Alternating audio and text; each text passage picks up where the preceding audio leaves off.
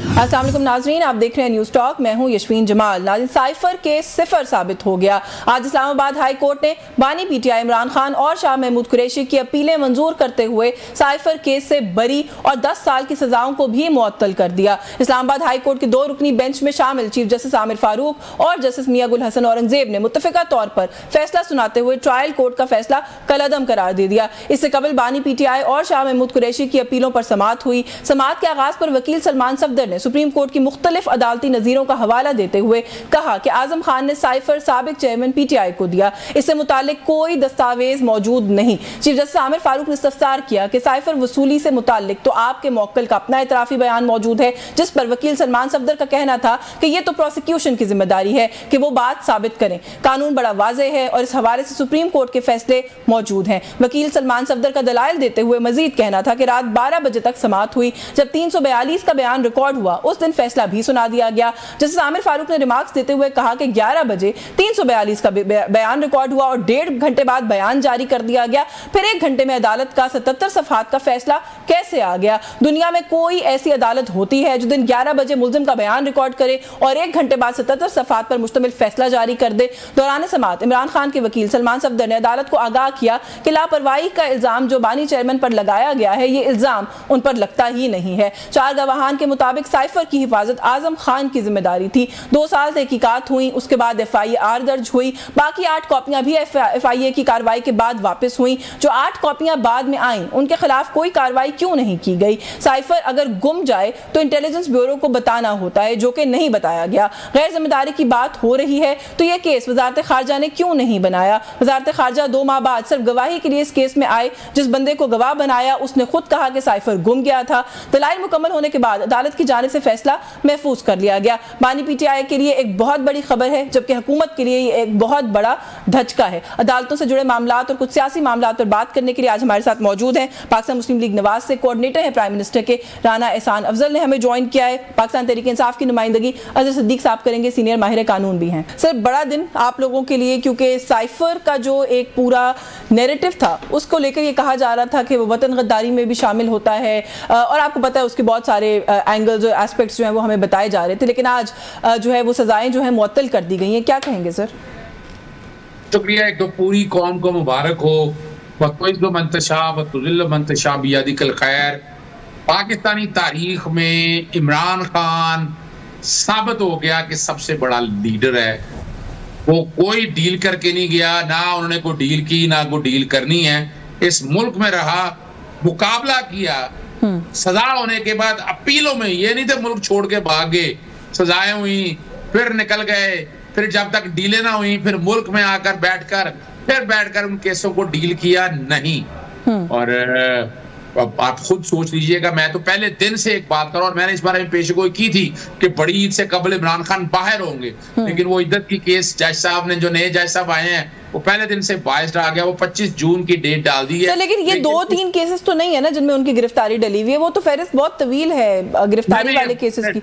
ना उन वो देखिए 9 मई के बाद जितने केसेस अभी तक सामने हैं उनमें वो जमानत कबल गिरफ्तारी में मौजूद है और अदालतों में वो पेंडिंग है। ठीक है। इस वक्त सिर्फ एक इद्दत का केस रह गया। हाँ, शाह महमूद कुरैशी के उन्होंने ताजा तरीन 9 मई के केसों में गिरफ्तारी डाली, वो एक अलहदा बात है। लेकिन आप बेबसी देखिएगा कि किस तरह से यानी प्रोसिक्यूटर, याद रखिएगा ये टेरियन वाइट जो है ना, एक अपना मुंशी का वकील अपॉइंट हुए थे और यहाँ नैब ने, यहाँ FIA ने प्रोसिक्यूटर बना लिया। ये रिकॉर्ड पे रिजवान अब्बासी साहब आपने देखा तो यहाँ पूरा जो गठजोड़ था, प्रॉक्सी भी सामने आया। आपको पता है मौजूदा हुकूमत जो प्रॉक्सी है, जो लोग थे उन सब ने कोशिश करके देख ली, लेकिन मेरिट के ऊपर कोई बता दे कि 3 महीने अपील चली, पूरी कोशिश की उन्होंने, आखिर में मिनटों पे आगे गई जनाब। अच्छा, वैसे बहुत सारी चीजें हैं जो मैं पूछूंगी साइफर से जुड़ी आपसे, लेकिन मैं बिफोर आई गो टू एहसान सिर्फ ये जरूर मैं पूछना चाह रही हूँ आपसे कि अभी इन्हीं अदालतों से अगर कोई फैसला आप लोगों के खिलाफ आ जाए तब भी आप इसी तरह से अदालत को अप्रिशिएट करेंगे और मान जाएंगे फैसला, या तब तनकीद करेंगे? क्योंकि नॉर्मली यही होता है, फिर तनकीद होती है। नहीं, देखिए मैं एक पहले बात बता दूं आपको, इससे कबल तो हम देखते हैं कि अदालतों पर दबाव था और उसका सबूत इस्लामाबाद हाईकोर्ट के जजेस, पूरी पाकिस्तान के हाईकोर्ट के जजेस ने कह दिया। और ये मुझे भी अंदाजा है, अदालतें इस तरह की आजाद चाहिए हमें, जो आजादी और खुद मुख्तारी से फैसले कर सके। तो आप कह रहे हैं सुप्रीम कोर्ट आजाद नहीं है, हाई कोर्ट आजाद है क्योंकि आपके हक में फैसले आते हैं? नहीं, ये सवाल ये नहीं है। आप देखें, नहीं सर, सवाल इसलिए है ना कि रऊफ हसन साहब ने कल परसों गुफ्तगू में कहा है ना, उन्होंने कहा कि चीफ जस्टिस साहब हमारे केसेस वाले बेंच में ना बैठा करें, उनके आने के बाद हमें इंसाफ नहीं मिल रहा। अच्छा, उसकी वजह है, लेकिन उसके बावजूद हमारे वकला ने एतराज नहीं लिया, वो हमारी एक अपनी वजह है। लेकिन हम बताना चाहते हैं कि मौका था इनके पास, हमने मिसाके पाकिस्तान करते, मुल्क को आगे बढ़ाते, लेकिन ये एस्टेब्लिशमेंट के हाथ पांव पकड़ के, उंगलियां पकड़ के ये अब मुल्क नहीं चल सकता। और इन्होंने पूरी को नवाज शरीफ देखे ना, पूरी उम्र एस्टेब्लिशमेंट के साथ चला है। हमने ऐसा कोई काम नहीं किया, हमें इल्जाम लगता रहा कि जनाब आए, और वो आपको पता है क्या? नहीं सर, ये बड़ा debatable point, I am sorry, ये आप नहीं कह सकते कि आप लोग एस्टेब्लिशमेंट के साथ नहीं चले, कोई और चला है, नवाज शरीफ चले, जरदारी साहब चले, इमरान खान साहब भी चले, बल्कि वो वाहिद लीडर हैं इस मुल्क की तारीख में जिन्होंने बाद में आके इतराफ भी किया इस बात का कि मैं सब कुछ उनसे पूछ के करता था। नहीं, देखिए मैं इसकी छोटी सी बात, वो तो देखे ना जी, जब आप हुकूमत में होते हैं, एस्टेब्लिशमेंट के साथ ये रोल रहा, वो दहशतगर्दी के मामलात में, बाकी मामलात में तो बिल्कुल एस्टेब्लिशमेंट के साथ चले। अगस्त 2018 में हुकूमत आई, आरटीएस बिठाया गया हराने के लिए, आपको डाउट रह गया, यानी 8 महीने बाद ही अपना ख्वाजा आसिफ क्या कहते हैं, ख्वाजा आसिफ कहते हैं हमसे राब्ता हो गया जनरल बाजवा का, उन्होंने कहा पंजाब की हुकूमत ले लें, फिर नवाज शरीफ देखा इस मुल्क से बाहर चला गया, और बाद में वो तो राणा सनाउल्लाह सारे ही मानते हैं। सर, राणा साहब को गुफ्तगू में शामिल कर लूं, राणा एहसान को वैसे, लेकिन उन्हीं जनरल बाजवा को आप लोग, आपके लीडर ने बाद में कौम का बाप भी कहा, उन्हीं जनरल बाजवा को एक एक्सटेंशन देने के बाद दूसरी ताहयात एक्सटेंशन भी ऑफर करने की बात की, तो मेरा ख्याल है कि फिर जी देखिए मैं एक बताऊं, हमने कोई ताहयात एक्सटेंशन देने की बात नहीं की। अगर जो पहली एक्सटेंशन देने की बात है, ये अपना देखे ना, ये ना करते, इनको रोका था नवाज शरीफ को। कमाल है, आप गवर्नमेंट देने को तैयार हैं, उन्होंने साथ में वोट कर दिया तो आप उन पे इल्जाम लगा रहे हैं। नहीं, मैं तो बताना ये चाह रहा हूँ ना कि ये हम पे इल्जाम लगाना है, भाई ये तो पहले दिन से खिलाड़ी हैं। अच्छा चले, अभी आपने एक बात की ना अपनी गुफ्तगू के आगाज में, आपने कहा कि जी आज बहुत बड़ा दिन है, आपने कौम को भी मुबारकबाद दी, आपने कहा कि वो जो पूरा हवा बनाया गया था वो आज खत्म हो गया। राणा साहब क्या कहेंगे सर, क्योंकि जब हम बात करते हैं नैरेटिव बिल्डिंग की, तो आप लोगों की जमात की तरफ से भी साइफर का केस हो, इद्दत का केस हो, हमने देखा कि वाकई बहुत ज्यादा बयानबाजी आप लोगों की तरफ से की गई, ये कहा गया कि वो गद्दार हैं, साइफर केस से साबित होता है। आज एक फैसला आया सर, कैसे देखते हैं उसको?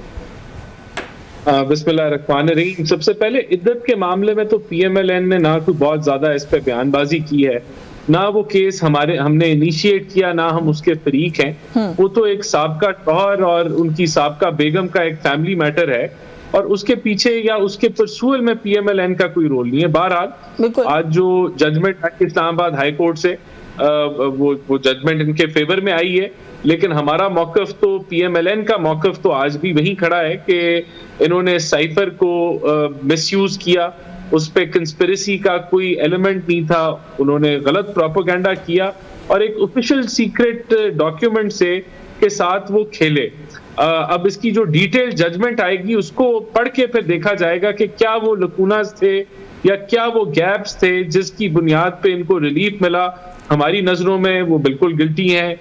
उन्होंने एक ऑफिशियल सीक्रेट डॉक्यूमेंट से, जो कि पाकिस्तान की तारीख में पहले ऐसे कभी नहीं हुआ कि उसको सियासी रंग दिया गया हो और उससे सियासी फायदा उठाया गया हो, और एक ऐसे डॉक्यूमेंट को जो क्लासिफाइड होता है उसको डी क्लासिफाई किए बगैर उसको पब्लिक किया गया हो। तो ये सारे मामलात अब ये जब लेकिन राणा साहब ये जो बात आप कर रहे हैं ना डी क्लासिफाई करके पब्लिक करने वाली बात, एक तो आपने कहा कि ग्राउंड्स क्या हैं, जो एक दो ग्राउंड्स पता चले वो तो अभी तक रिमार्क्स के जरिए यही पता लगे हैं कि एफआईआर जो थी वो और जो प्रोसिक्यूशन आके केस प्लीड करते रहे उनमें जमीन आसमान का फर्क था, वो चीजें उठाई नहीं गई। फिर उन्होंने कहा जी कि सुबह आप एक बयान रिकॉर्ड करते हैं, 2 घंटे के बाद आप 77 सफ़ों का फैसला लिख के दे देते हैं। ये कौन सी कोर्ट है जो ऐसा कर सकती है? ह्यूमनली पॉसिबल नहीं है। इस तरह के और भी कुछ रीजंस हैं जो उनकी तरफ से सामने आए हैं। लेकिन ये जो भी आप डी क्लासिफाई वाली बात कर रहे हैं ना सर, बहुत से सीनियर माहिर कानून इस मुल्क के कंटिन्यूअसली ये बात करें कि प्राइम मिनिस्टर जो है वो कर सकता है, प्रेरोगेटिव है प्राइम मिनिस्टर का, क्लासिफाइड डॉक्यूमेंट डी क्लासिफाई कर दे, जो मर्जी करे, उसका इस्तेहकाक है।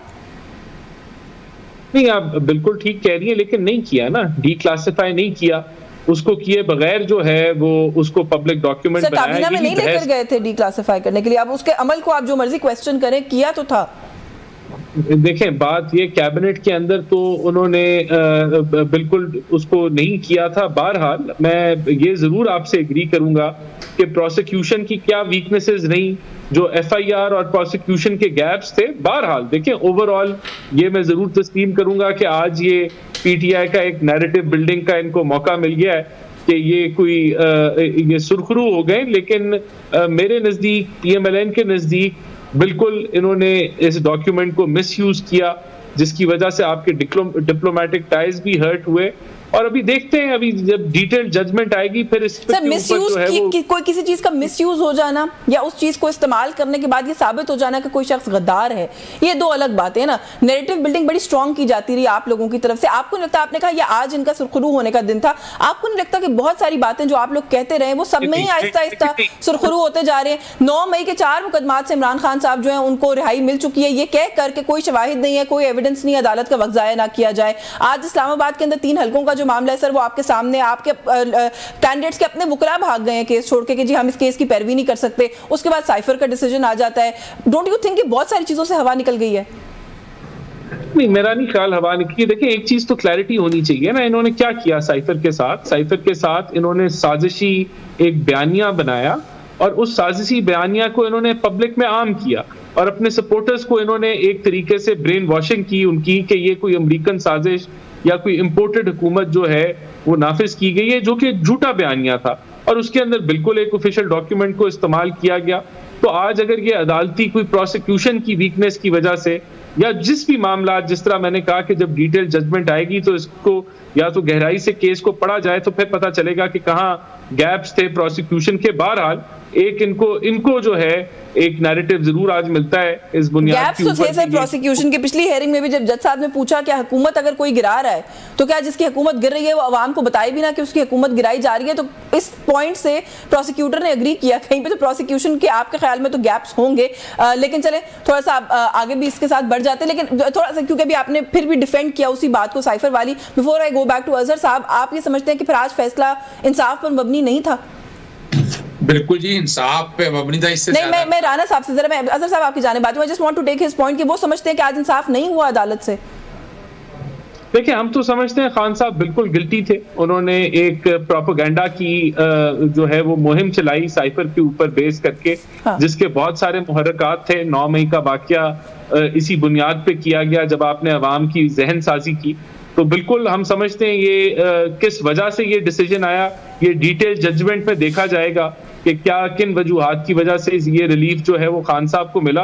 और डेफिनेटली प्रोसिक्यूशन जो है वो इसको देखेगी और अगर इसको चैलेंज करना हो इस वर्डिक्ट को तो उसके बारे में भी सोचा जाएगा। चलेंगे चैलेंज वाली बात पे ना मैं अजहर साहब और भी बातें करेंगे सर, लेकिन ये चैलेंज अभी हो सकता है, अपील में जा सकता है सिंसियर और लॉयर थोड़ा सा अगर इसकी रहनुमाई कर दें हमारे व्यूअर्स के लिए। जी जी जी जी बिल्कुल बिल्कुल, ये अपील में चैलेंज हो सकता है आईनी और कानूनी तौर पर। लेकिन मैं जो कि साइफर की प्रोसीडिंग में रहा हूँ, एक बात की मैं दुरुस्तगी कर दूं, इनके प्रोसिक्यूटर ने सैयद हामिद अली शाह ने कोर्ट के अंदर एडमिट किया कि साइफर के कंटेंट वही हैं जो इमरान खान ने बताए कि अपना अमेरिकियों ने बाकायदा धमकी दी, मार्च किया, उसके बाद ये डोनाल्ड लू का बयान जो मर्जी लेके आ जाए, साइफर के अंदर जो कुछ लिखा था। और कमाल की बात है वो ओरिजिनल डॉक्यूमेंट आज तक रिकॉर्ड के ऊपर पेश नहीं किया। ये बड़ा दिल करना और अजहर साहब, if I am not wrong, prosecutor ने खुद ये इस्तदा भी की कि डोनाल्ड लू की जो स्टेटमेंट उन्होंने वहां पर रिकॉर्ड कराई है वो अदालत के सामने पेश की जाए। तो वो स्टेटमेंट तो वैसे भी मुताबिकत रखती है, वो तो कहते हैं ऐसा कुछ हुआ ही नहीं था। नहीं, तो क्वेश्चन तो ये ना कि साइफर की हद तक इन्होंने मान लिया, उसी के बाद तो आपको दिखे ना, उसी के बाद क्या हुआ, उसके बाद पैमरा ने पाबंदी लगा दी लाइव टिकर के ऊपर। मैं तो कोर्ट के अंदर मौजूद था, मुझे तो पता है ना ये सारा कुछ। और वो दिन इनकी हार का दिन था कि जिन्होंने बहुत बड़ा बयानिया बनाया। देखें, बात बड़ी वाज़ेह है, मुहिब्बे वतन हर एक को होना चाहिए, और अगर एक गद्दार है तो गद्दार है, मगर आप हर एक को गद्दार ना कहें। यानी इस मामले में इन्हें देखे ना, अमेरिका वगैरह जो मुल्क के साथ साजिशें कर रहा है, जो कोई भी मुल्क है तो वो सबका दुश्मन है ना। आप लोग उसकी सपोर्ट करें और अगर हम कहें तो हमें गद्दार बना दें। अब तो कौम को समझ आ चुकी हुई है, बयानिया इमरान खान का कामयाब रहा, वो खड़ा रहा, वो कल भी खड़ा था, आज भी खड़ा है, आइंदा भी खड़ा रहेगा। मुझे अजहर साहब एक ब्रेक का कहा जा रहा है, ब्रेक से वापस आके आप इससे गुफ्तगू का आगाज करूंगी। थोड़ा सा ये जो नैरेटिव की भी आप बात करें, अभी आपने अपनी पहली गुफ्तगू में कहा कि इन्हें चाहिए था कि मिसाके जमहूरियत करते, मुल्क को आगे लेके चलते, रुकावट कौन था इस प्रोसेस के अंदर, इस पर भी बात करेंगे इस ब्रेक के बाद। हमारे साथ रहिए जी। वेलकम बैक नाज़रीन। ब्रेक पे जाने से पहले हम बात करते हैं, सिद्दीक साहब मौजूद हैं, एहसान अफजल साहब मौजूद हैं। सिद्दीक साहब, मैं आपसे बात करती थी, आपने कहा कि मुल्क को आगे लेके जाने के लिए इन्हें चाहिए था ये कुछ करते। सर, रुकावट ये थे आगे लेके चलने के लिए और मिलके बैठने के लिए, रुकावट आप थे, आपके लीडर हैं, अभी तक हैं बल्कि। ना, मैं फिर बताता चलूं। देखिए, मैं बात ये देखिए, 90 दिन के अंदर इलेक्शन कराने थे, आइन कहता नहीं कराए। इन्होंने गवर्नमेंट गिराई हमारी, वो गैर मुल्की साजिश की जो बातें हम करते थे वो तो हालात और वाकयात के साथ आगे गिरा। इनके पास बड़ा अच्छा टाइम था कि जब इमरान खान ने असेंबली तहलील कर दी थी आगे लेके चलते इलेक्शनों को, लेकिन उन्होंने जबरदस्ती पीडीएम 1.0 बनाई, मुल्क का सत्यानाश किया। उसके बाद निगरान हुकूमतें जो हैं वो जो 90 दिन में इलेक्शन कराने थे ये उनको साल लेकर चलते रहे। ये जुल्म इन्होंने किया, हमने नहीं किए। और मैं चाहिए देखे ना, एस्टैब्लिशमेंट के साथ बैठकर इमरान खान को गिराने के लिए लगे रहे हैं। इन्हें चाहिए था वोट को इज्जत दो का नारा लगाते। ये तो क्या अब हम ये समझें कि अब आप एस्टैब्लिशमेंट के साथ बैठने की कोशिश कर रहे हैं इनको गिराने के लिए? मैं बताऊं, अब ये एक असूल तय होना है, एस्टैब्लिशमेंट का जितना काम है वो उतना काम करे।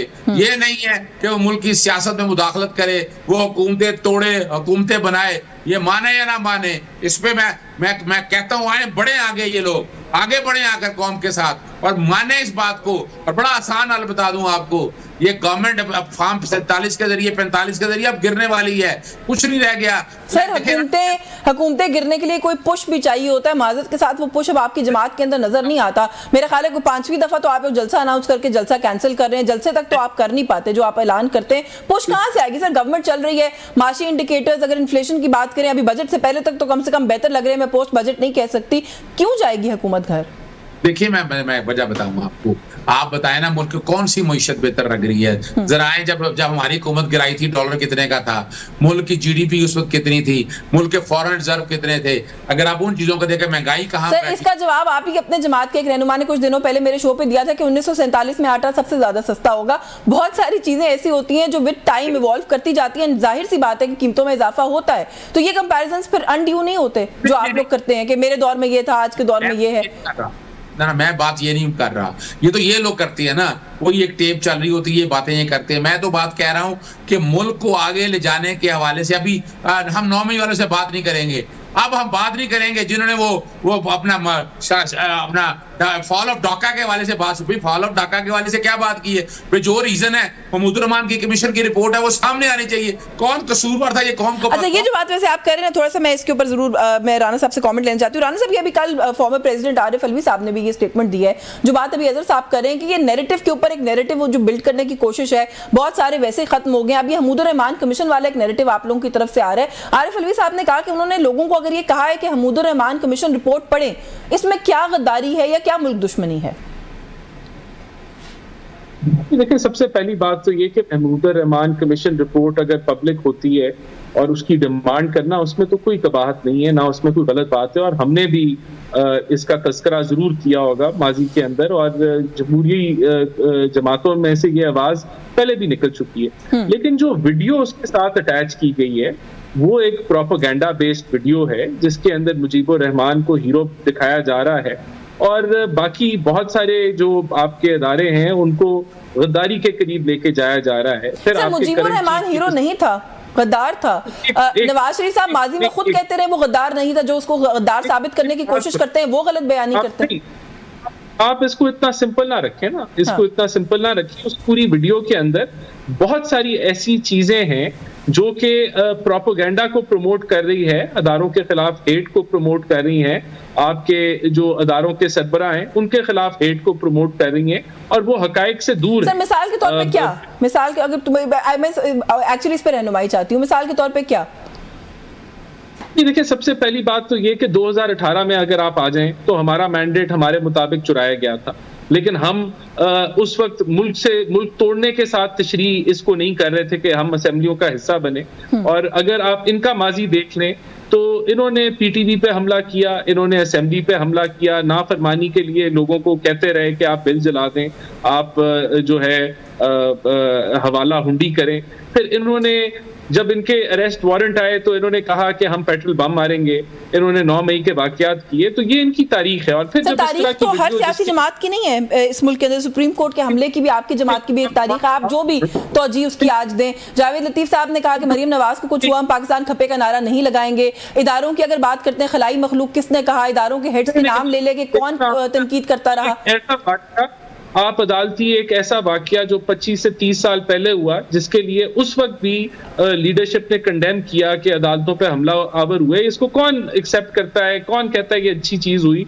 हर एक ने उसको कंडेम किया और वो वर्कर्स ने अगर किया तो उसको कोई आप वो 25 साल पुरानी बात को आप आज की मिसाल जो पिछले 1.5-2-3 सालों में होता रहा है उसके साथ आप कंपेयर करके आपने कहा ना तारीख है, मैं तो इसलिए हवाला दे रही हूँ कि सर जब जोश में होते हैं लोग, जब किसी पार्टी को लगता है कि हमें ज्यादती हो रही है या हमें कॉर्नर किया जा रहा है, तो इस तरह की स्टेटमेंट्स और बातें तो हर कोई करता है। बात की एक मिनट ना, मैं हाजिर तारीख की बात कर रहा हूँ, आप 25 साल पुरानी बात कर रहे हैं जिसको सब कंडेम करते हैं। अच्छा चले सर, ये चले मैं 25 साल की नहीं, मैं 3-4 साल पहले की बात कर लेती हूँ। खलाई मखलूक, फरिश्ते, कौन कहता था सर? जो नारे लगते थे आप लोगों के जलसों में, मैं अभी यहाँ पे क्या दोबारा उनको दोहराऊं, आप ज्यादा बेहतर जानते हैं। ये कहा कि हम नहीं चाहते कि जो है वो मुदाखलत हो सियासत में, और आज की इस्टेब्लिशमेंट भी यही कहती है मुदाखलत ना हो सियासत में। इमरान खान भी यही कह रहे हैं, अब तो इमरान खान भी यही कह रहे हैं। इमरान खान ये नहीं कह रहे, इमरान खान कह रहे हैं कि हम उनसे बात करेंगे, हम अपने सियासी हरीफों से बात नहीं करेंगे, और जो मुदाखलत की गई 2018 में उसको जब अनवाइंड किया गया है या उसको पैकअप किया गया है बैक ऑफ करके, तो उसके असरात आजकल वो जो है वो चल रहे हैं। ये प्रोजेक्ट इमरान खान जिसको लॉन्च किया गया था, इससे मुल्क को नुकसान पहुंचा, और ये अब उसने अपनी असलियत 9 मई के वाकयात से दिखा दी, और बिल्कुल ये प्रोजेक्ट अच्छा, एक आपकी बात बड़ी वैलिड है जो आप कह रहे हैं ना कि जो एस्टैब्लिशमेंट से इदारों से बात करने की बात है, उसमें तो खैर फिर अगेन बात वही आ जाती है। मरीम नवाज भी कहती थी कि पावर टॉक्स टू पावर, लेकिन अजहर साहब ये जो बात अभी कर रहे हैं ना राना साहब, दरवाजे सियासी जमातों के लिए बंद सियासी जमातें नहीं करती, जो आप लोग कर रहे हैं। ये पहले भी मैंने सवाल किया, और मुसलसल आप लोगों की तरफ से यही लाइन आती है जी कि हम इनसे क्यों बात करें, हम इनसे बात नहीं करेंगे। देखिए, एक बात तो आप ज़हन में रख लीजिएगा, गाड़ी की डिक्की में छुप के हम नहीं जाते थे। गेट नंबर 4 पे, नाम ले रहा हूं मैं आपको, अता का नाम ले रहा हूं मैं आपको, शहबाज शरीफ का नाम, इनके कई लीडर हैं जो गेट नंबर 4 के आज भी जाके वहीं हाथ बांधे वहां बैठे होते हैं। राना एहसान कह रहे हैं कि प्रोपेगेंडा है, प्रोपेगेंडा ना करें। ये देखिए, आप गाड़ी की डिक्की में, मैं वाकया इतना मशहूर है, मैं आपको क्या बताऊं, आपको ये बातें छोड़ दें। अब बच्चे भी सर अजहर साहब आप भी जाने दें सर, वो गाड़ी की डिग्गी वाली कहानी तो मेरा ख्याल है वो हमें पता है, वो एक कैरेक्टर थे हमारी पॉलिटिक्स में, शेख रशीद साहब ने सुनाई थी कहानी, मेरा ख्याल है उनको ना ही कोट करें तो बेहतर है। नहीं, बच्चे को पता है कि इस वक्त बूट पॉलिश का लफ्ज मैं नहीं कहता, चले अवाम को गुमराह किया गया था, बच्चे को पता है कि खान साहब ने झूठ बोला था 35 पत्थरों का। ये जागती है आपकी। देखिए, एक बात बड़ी आप जवाब दे दीजिएगा। देखिए, बच्चे को पता है, आ जाए, मैं चैलेंज करता हूँ, रेफरेंडम करा लें इन्हें, कि आ जाए रेफरेंडम करा लें, बताएंगे कि एस्टैब्लिशमेंट का खिलाड़ी कौन है इस वक्त, आ जाए कुरान मजीद पे कसम खा लेंगे। नहीं अजहर साहब एक सेकंड देखिए, इस वक्त अवाम में मकबूलियत वाली बात हम आपकी मान भी लेना सर, तब भी ये तो नहीं हो सकता ना कि कोई मकबूल है तो वो गलत बात करेगा तो हम उसको भी मान जाएंगे। ये बात तो सर है ना कि रिजिडिटी है, दरवाजे आप बंद करें, आप सियासी पावर से बात नहीं करना चाहते और खुद को एक सियासी कुव्वत कहते हैं। नहीं, मैं जो बात कहना चाह रहा हूँ, उनके पास है क्या देने के लिए, प्रॉक्सी है ना, वो देखे ना।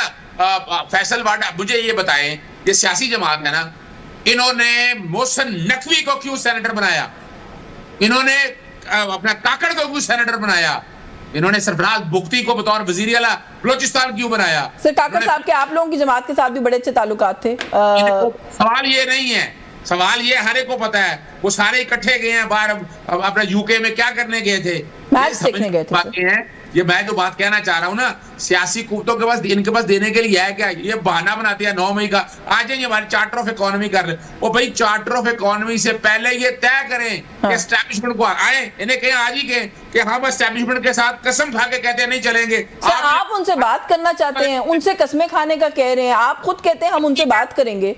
देखिए, मैं वजह क्या है, वो जो हमने बात उस वक्त कही ना कि ये प्रॉक्सी हैं, इनके पीछे जो बैठे हुए हैं, फिर उनसे बात हो ना, इन्होंने करना कुछ नहीं। सर 2018 में अगर ये आपको प्रॉक्सी कह देते और आपके साथ मिलकर चलने को इनकार कर देते, तो फिर आप लोग जो 3-4 साल हुकूमत की कर सकते थे। नहीं, देखिए मैं बताऊं आपको, मैं ये चाहते ना, ये चाहते कि कुछ ना करते। इमरान खान साहब जो ज्यादती हो रही है, झूठे पर्चे देखे ना, सारे एक एक करके गिर गए हैं। यानी ये नहीं है कि नवाज शरीफ ने तो 6 साल लगे ना, 7 साल लगे, वो जो कुछ भी है। इमरान खान तो 2 साल के अंदर ये सारा निजाम नंगा हो गया है, पर्चे करके, झूठे पर्चे जितने भी करा लिए, बगावत कितने लोगों के साथ जुल्म हुआ है। देखिए मैं बताऊं, मजलूम की आसमानों तक जाती है, इन्होंने जो हमारी खवातीन के साथ, जो मजलूमों के साथ। चले मैं एक ब्रेक ले लूं सर, मुझे एक ब्रेक का कहा जा रहा है, ब्रेक से वापस आते हैं, कुछ और इश्यूज है व्यूअर्स, उन पे बात करेंगे, हमारे साथ रहिए। जी वेलकम बैक नाजरीन। राना एहसान अफजल साहब मौजूद हैं, अजहर सिद्दीक साहब मौजूद हैं। राना साहब, किसी भी सियासी जमात के साथ इख्तलाफ किसी भी सतह का हो, लेकिन जमहूरी अदवार के अंदर जब एक डेमोक्रेटिक पॉलिटिकल पार्टी की हुकूमत है मुल्क के अंदर, किसी और सियासी जमात को बैन करने की बातें उठना, काबीना में डिस्कस होना, ये जमहूरी रवैया है राना साहब? देखिए, पहले तो मैं जवाब देना चाहता हूँ। इन्होंने कहा कि इनके पास देने को कुछ नहीं है। अल्हम्दुलिल्लाह इन्फ्लेशन जो है वो 11.76% पे आ गई है। स्टॉक मार्केट जो है वो आसमानों से बातें कर रही है, जो इंडिकेट करती है कि कॉन्फिडेंस लेवल जो है मार्केट में बढ़ रहा है। डॉलर मुस्तहकम हो गया है, रुपया जो है वो मुस्तहकम हो गया है डॉलर के कंपैरिजन के अंदर। फिर आपके इंटरनेशनल सरमायाकारी की नवीद जो है वो सऊदिया की तरफ से, यूएई की तरफ से अभी चाइना का दौरा है, जो बता रहा है कि दुनिया का एतमाद इस हुकूमत के ऊपर और पाकिस्तान के ऊपर है कि वो यहाँ सरमायाकारी करेंगे। ये इनका खौफ है। IMF का मुआहदा आगे बढ़ने लगा है, हम स्टेबिलिटी की तरफ बढ़ रहे हैं और मैं समझता हूँ बेहतरी इस मुल्क की बिल्कुल दहाने पे खड़ी है। लेकिन इंडिकेटर सारे इतने ही पॉजिटिव रहेंगे पोस्ट बजट भी? इंशाल्लाह बिल्कुल रहेंगे, क्योंकि जो बजट आ रहा है वो भी इस एक होम ग्रोन बजट है, जिसके अंदर हम चीजों को रीसेट करने जा रहे हैं। जो अशराफिया की मराद थी उनको हम खत्म करने जा रहे हैं और इंशाल्लाह एक अवाम दोस्त बजट आएगा, तो आप देखेंगे कि मुल्क बेहतरी की बिल्कुल गामजन होगा। अब 200 यूनिट वाली जो मुफ्त बिजली वाली बात है, आप लोगों ने वादा किया था सर, वो बजट में लोग एक्सपेक्ट करें? बिकॉज आपका तो मईशत पे बड़ी कम नजर भी होती है। अगर आपने हमारा मंशूर पढ़ा था तो उसमें 200 यूनिट मुफ्त बिजली का मंशूर में कहीं नहीं लिखा। शहबाज शरीफ साहब ने कहा था, मरियम साहिबा ने भी कहा था, मुझे मंशूर का नहीं पता। नहीं कहा, बिल्कुल भी नहीं कहा था। शहबाज शरीफ साहब ने बिल्कुल भी नहीं कहा था। मरियम बीबी ने इसका जिक्र किया था, लेकिन हमने उसके बाद जब हमारा मंशूर आया तो उसमें हमने इस चीज को शामिल नहीं किया। हमने बिजली सस्ती जरूर करनी है, इंडस्ट्री के लिए सस्ती करनी है। हमने कोल जो है, जो इम्पोर्टेड कोल है, उसको लोकल कोल से तब्दील करना है अपने टेन्योर के अंदर। हमने ऑल्टरनेटिव एनर्जी को तरजीह देनी है, हमने डिस्कोस को प्राइवेटाइज करना है और हमने रिफॉर्म्स लानी है पावर सेक्टर में जो कि लॉन्ग टर्म हो, और वो सब कुछ हम करेंगे इंशाल्लाह। सही है। तो बेसिकली ये 200 यूनिट वाली बात जो है वो इलेक्शन कैंपेन का नारा था, क्योंकि हमजा शहबाज साहब भी कहते रहे। ये इलेक्शन की कैंपेन में हमने इसको नहीं कैंपेन का, इसको कैंपेन के अंदर अब मेरे पास शॉर्ट्स नहीं है राना साहब, वरना मैं आपको सुना देती। चलिए ये पार्टी बैन करने पे कमेंट कर दे मैं फिर अजहर साहब से।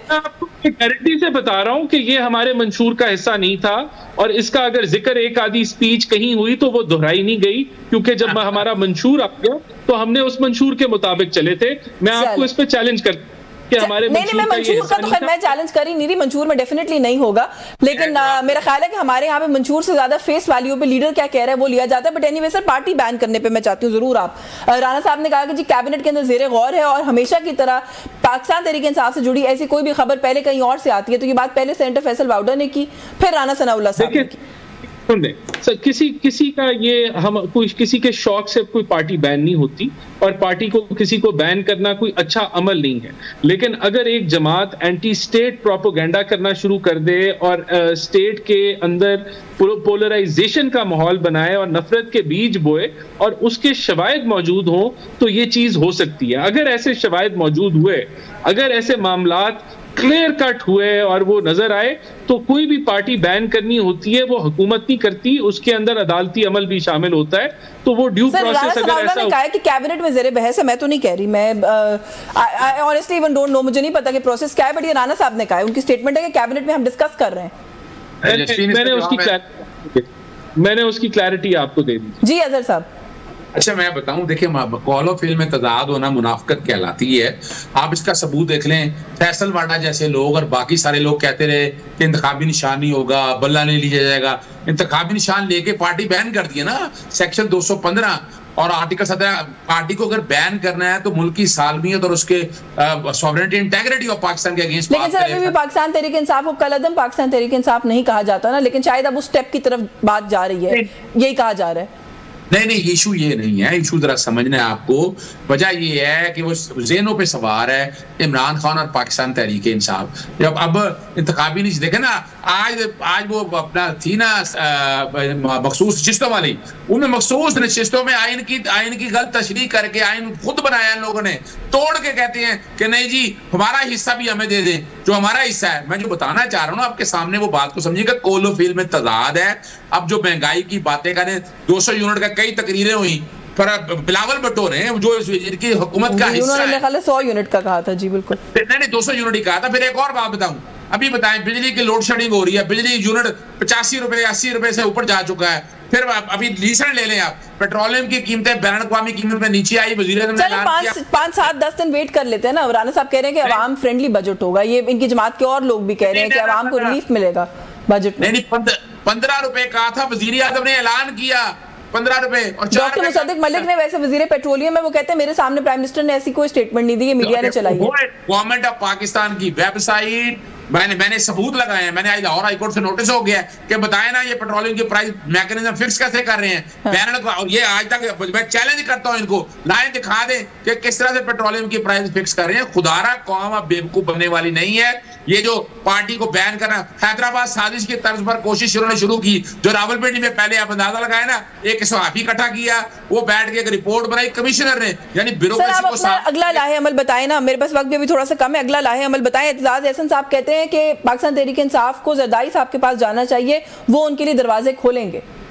देखिए एक बात तो मैं बताऊं, मैं तो पाकिस्तान पीपल्स पार्टी के साथ हुकूमत बनाने के हक में था। अच्छा। मैंने उस ये बात कही थी, मैंने खुद कही थी बात। हमारे पार्टी के लिए लीडरशिप पार्टी के अंदर कुछ लोगों ने इस बात से इत्तेफाक नहीं है। ये सियासी अमल है, ये चलना चाहिए। और मैं आज भी समझता हूं कि स्ट्रॉन्ग है, बात है कि हाई मॉरल ग्राउंड्स के ऊपर के करप्शन, इन्होंने तो करप्शन का नैब का इदारा ही बंद कर दिया, और नैब इस पॉलिटिकल इंजीनियरिंग के लिए इस्तेमाल होता है, हमें नजर आ गया है। बड़े बड़े दावे किए गए। मैं आज भी समझता हूं कि पाकिस्तान पीपल्स पार्टी से दरवाजे खोलने चाहिए। आप लोग की जमात एक दूसरे के साथ क्यों अग्री नहीं करती डिफरेंट चीजों के ऊपर? जलसे की तारीख देते हैं, जलसे की तारीख विड्रॉ कर लेते हैं। रिवायत में इजाजत दे दी थी अगर आपको जलसा करने की तो कर लेना चाहिए था, आप लोग उससे मुकर गए। देखिए उसकी देखिए वजह पार्टी का इशू नहीं है। इस वक्त मसला ये है कि हमारा लीडर है जेल के अंदर, उनसे मिलना जमीन जो यानी इतना मुश्किल काम है। यानी मेरी 6 महीनों में सिर्फ 2 मुलाकातें हो सकी हैं। हाई कोर्ट के ऑर्डर लिया और मैं लास्ट अपना फ्राइडे वाला दिन गया हूँ उनके पास। भाई उनको वो बाहर आए, बाहर आके देखिएगा, जलसे जुलूस भी होंगे, सब कुछ होगा। वक्त बिल्कुल खत्म हो गया साहब। मैं वन लाइनर कमेंट राना साहब से लेना चाह रही हूँ, क्यों जलसों की इजाजत नहीं देते राना एहसान साहब आप लोग इनको अभी जलसे की इजाजत मिली रावत के अंदर और ये भाग गए, क्योंकि इनको पता है अवाम निकलेगी। वो इस्लामाबाद में करना चाहते हैं ना, रवाट टेरिटोरियली तो इस्लामाबाद में आता है, लेकिन वो इस्लामाबाद तो नहीं है ना। अगर इतनी इनको एतमाद है, अवामी पजीरा है, फिर तो रवात में कर लेते। असल इशू ये कि इनके गुब्बारे से हवा निकल चुकी है, इनके पीछे अवाम नहीं है। ये सिर्फ एक इंतशारी टोला है जिसका काम ही यही है कि मुल्क में ना सियासी इस्तेकाम आने देना है, ना माशी इस्तेकाम आने देना है। मैं मजीद जरूर बात करती। आपका बहुत शुक्रिया राना एहसान अफजल साहब, आपके वक्त के लिए। अदर सिद्दीक साहब के शुक्रगुजार हैं, प्रोग्राम में उन्होंने आज वक्त दिया। न्यूज़ टॉक से आज के लिए बस यही कुछ। यशवीन जमाल को इजाजत दीजिए, अल्लाह हाफिज।